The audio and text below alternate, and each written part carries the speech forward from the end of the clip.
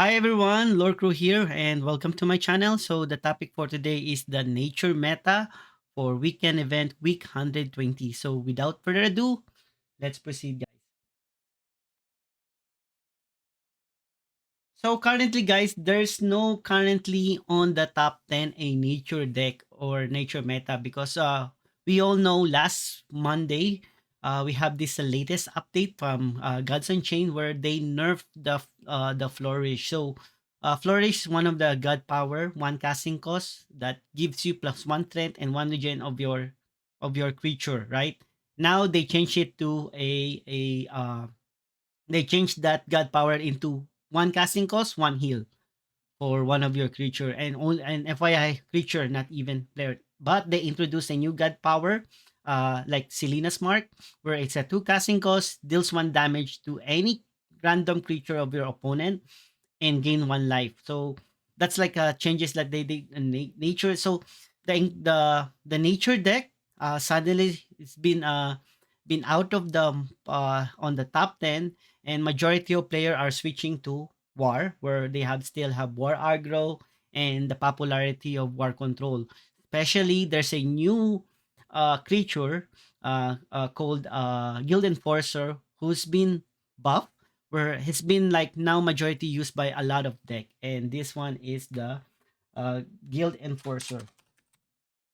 So Guild Enforcer guy, it's a common in gods in divine order, and as you can see it's five casting cost, three three strength and four health, where usually, and the good thing about this guy, he has already plus two armor. And FYI, armor is literally a one of, for me it's one of the broken ability now, because it's literally uh, uh, favored by creature, and also there's lots of exploits happening around on this one, and I will explain further. For example, burn. If you have burn plus one, the armor will just absorb the burn. All AoE damage by one or two will be absorbed by armor, and technically, it's literally the creature are more, I believe, more powerful than protect inward because of like it's extra to absorbing damage, and that's what so technically his armor plus 2 with 4 health. For you to kill him, you need 6 damage or more. If you have to live a 3-3 creature or 3 damage, it only inflict him 1 damage on his health. So technically, if I use 3 attack, 3 spell damage on him, he will become 3-3. And then if I do another one, he'll become 3-2. So as you can see here, the more cards you have to use just to kill him, especially below 6 damage. So that's why it's very hard for him to kill nowadays. And I believe this is the new current meta for this week, Guild Enforcer meta. So now, if we're gonna go back now, there's a one guy who managed to reach top 20 using nature, and he's using a Chinese character here. So I don't really got his name, but if you click that one, you will go on this deck. As you can see now, the meta for nature now, even though it's not on the top 10, it's still popular, I believe, especially for beginners, is adding a guild enforcer on that deck and try to exploit him as much as possible. So he used animal bond, not the Mark Selena, and he used typical. So what happened is the nature, because there's no more flourish, they move now from aggressive early board into a mid range. Mid range means you have like less one casting cost and two casting. As you can see, his one casting cost is total of six.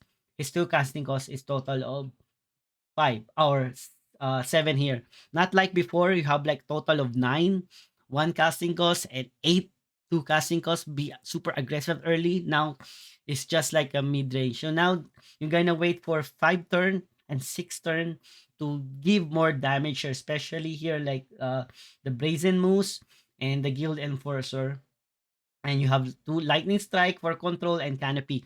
So what I noticed here that nature, even though there's a increase in guild enforcer in all kinds of deck from war to magic to light and stuff, they are not affected or they are not scared of guild enforcer. To be honest, they use guild enforcer to boost them, but they are not against because technically they have like lightning strike if you're lucky, you can like kill Guild Enforcer and even like Brazen Moose and a big grown Mooncraze Cyclops and Pangolin usually will gonna break the Guild. So the only thing that I noticed to him here is he has Guild Enforcer.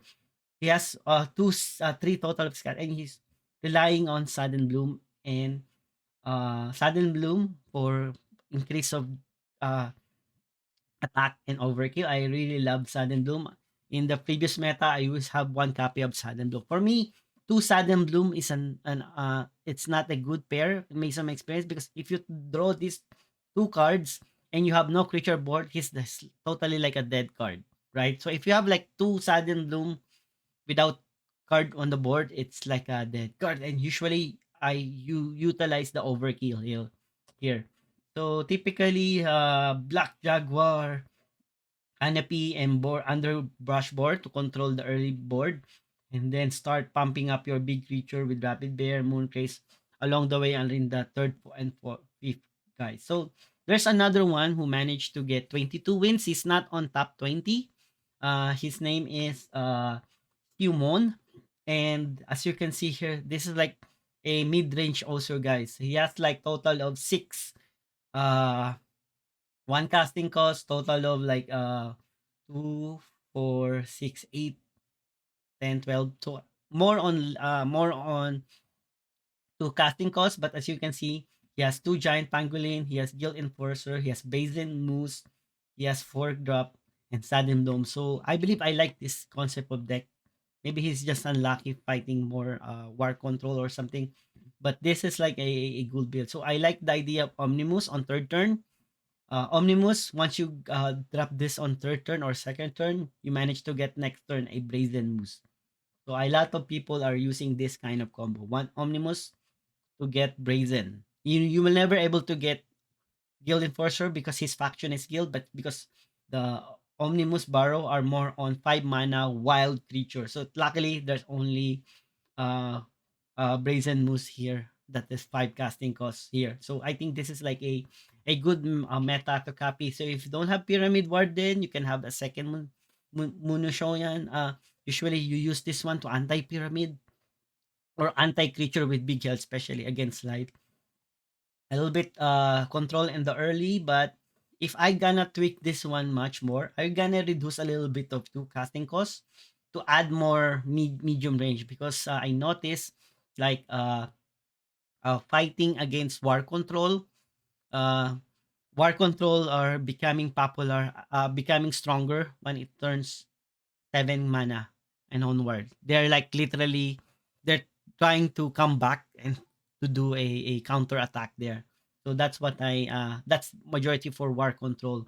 Against magic, guys, your early creature will be easily be destroyed by the remover of magic. So I rather go now to a little bit mid range. The bigger the health, it's hard for magic to kill, and even war control, like because majority of weapons of war control are 3 damage, right? And one thing that you always capable versus war control are the carnage sweep. So carnage sweeps literally devastate. Even you manage to get a 7/7 or a guild enforcer with sudden bloom, always so don't play everything, especially if you know that you're gonna reach turn 6, guys, or turn 5, especially if opponent has weapon. So if you're gonna guild check carnage switch for war. So this literally a AoE an area effect that destroys everything, especially if war has weapon. And war always has a weapon, guys. So this is like their big tempo to take over the board if suddenly. So be careful on this one against war control. War aggro just like build up strength creature, guys. So that's the current meta, guys, for nature. From aggro, because no more flourish, become now a mid range, guys. You can like add more 7 casting costs, but usually a gilded a buff gilded enforcer is powerful, especially uh, against a aggressive one. Now you can like add aspect of pangolin to give more armor. But people are like taking advantage of this guild enforcer, and I call it now this week a guild enforcer meta. Even though, because even war control now, the one of the most used now by high mythic rank, they have guild enforcer. So thank you so much. If you have like questions or suggestions, kindly leave a comment. And if you like what I'm doing, kindly please sub on my channel. And thank you so much, guys. And have a nice day, guys.